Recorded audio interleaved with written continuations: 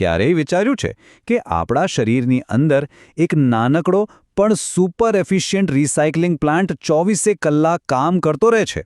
હા, આજે આપણે એ જ અજાયબીની વાત કરવાના છીએ, આપણી કિડનીની અંદર રહેલી મૂત્રપિંડ નલિકાઓ. તો ચાલો આ સૂક્ષ્મ પણ અદ્ભુત દુનિયાની સફર શરૂ કરીએ. તો આપણે આ સફરમાં શું શું જોવાના છે? સૌથી પહેલાં કિડનીના રિસાયકલિંગ પ્લાન્ટને સમજીશું.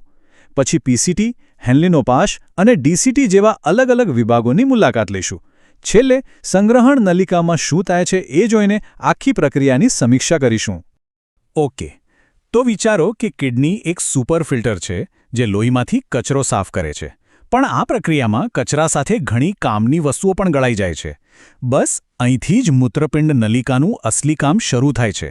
એ એકદમ કોઈ નિષ્ણાતની જેમ કામની બધી જ વસ્તુઓ પાછી ખેંચી લે છે અને માત્ર કચરાને જ આગળ જવા દે છે. ચાલો, આપણી સફરના પહેલા સ્ટોપ પર પહોંચી ગયા. પ્રોક્સિમલ કોન્વોલ્યુટેડ ટ્યુબ્યુલ એટલે કે પીસીટી. આ સૌથી વ્યસ્ત અને સૌથી મહત્વપૂર્ણ વિભાગ છે, જ્યાં મોટાભાગનું રિસાયકલિંગનું કામ તરત જ શરૂ થઈ જાય છે. હવે આ પીસીટી કોઈ સાધારણ પાઇપ નથી હો. એની અંદરની દિવાલ પર લાખો નાની નાની આંગળીઓ જેવી રચનાઓ છે, જેને બ્રશ બોર્ડર કહેવાય છે. આના કારણે એને કામ કરવા માટે અંશમ વધુ જગ્યા મળે છે, અને એટલે જ એ આટલી ઝડપથી કામ કરી શકે છે. અને એની કાર્યક્ષમતા કેટલી છે એનો અંદાજો આ આંકડા પરથી આવશે. લગભગ 70–80% પાણી અને જરૂરી ક્ષાર તો અહીં પીસીટીમાં જ પાછા શરીરમાં ખેંચાઈ જાય છે. મતલબ કે મોટાભાગનું કામ તો અહીં જ પૂરું થઈ જાય છે. તો પીસીટી એક સાથે બે કામ કરે છે.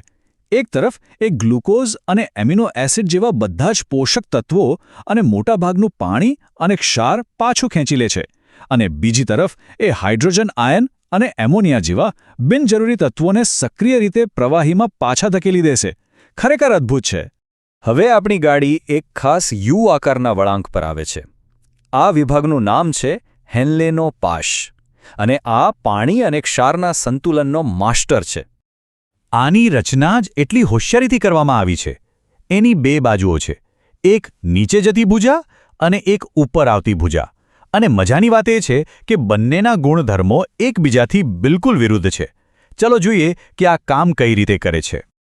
તો જ્યારે પ્રવાહી નીચેની તરફ જાય છે, ત્યારે આ ભુજા પાણીને સરળતાથી બહાર જવા દે છે. કારણ કે આસપાસનો વિસ્તાર ખૂબ ખારો હોય છે, એટલે પાણી ચુંબકની જેમ બહાર ખેંચાઈ જાય છે. આનાથી નળીની અંદરનું પ્રવાહી એકદમ ઘટ્ટ બની જાય છે. પણ જેવું જ પ્રવાહી યુ-ટર્ન લઈને ઉપર ચડવાનું શરૂ કરે છે, આખી બાજી પલટાઈ જાય છે. હવે આ ભુજા પાણીને તો અંદર જ લોક કરી દે છે, પણ ક્ષારને જોર-જોરથી બહાર ફેંકવાનું શરૂ કરે છે. આનાથી પ્રવાહી ફરી પાતળું બને છે અને શરીર માટે પાણીની બચત થાય છે. આગળનો સ્ટોપ છે ડીસીટી એટલે કે ડિસ્ટલ કન્વોલ્યુટેડ ટ્યુબ્યુલ. આને આપણો ક્વોલિટી કંટ્રોલ વિભાગ કહી શકાય. અહીં શરીરની એક ક્ષણની જરૂરિયાત પ્રમાણે અંતિમ ફેરફાર કરવામાં આવે છે.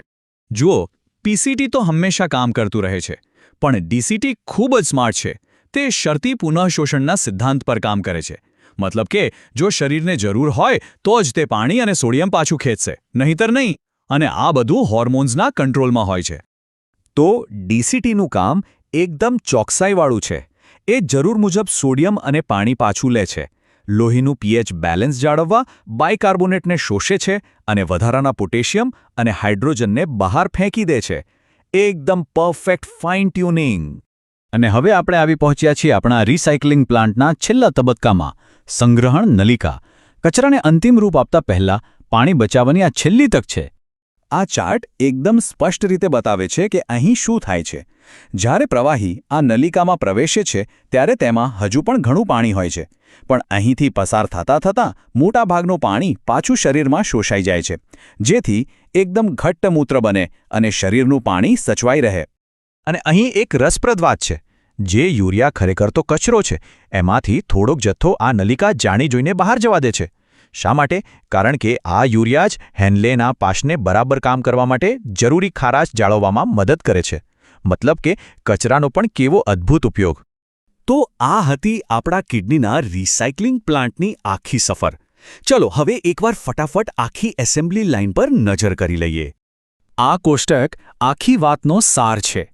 પીસીટી જે મોટાભાગનું પુનઃશોષણ કરે છે, હેન્લેનો પાશ જે પાણી અને ક્ષારનો સંતુલન જાળવે છે, ડીસીટી જે જરૂર મુજબ ફાઇન ટ્યુનિંગ કરે છે અને છેલ્લે સંગ્રહણ નલિકા જે મૂત્રને ઘટ્ટ બનાવે છે. દરેક ભાગનું કામ કેટલું સ્પષ્ટ અને મહત્વનું છે. આ આખી સિસ્ટમ એકબીજા સાથે કેટલા અદ્ભુત તાલમેલથી કામ કરે છે, નહીં?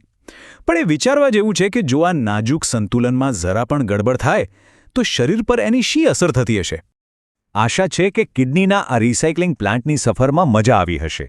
જો આ માહિતી રસપ્રદ લાગી હોય તો અમારી સાથે જોડાયેલા રહો. ચેનલને લાઇક અને સબસ્ક્રાઇબ કરવાનું ભૂલતા નહીં. આપણે ફરી મળીશું આવા જ કોઈક નવા અને અદ્ભુત વિષય સાથે.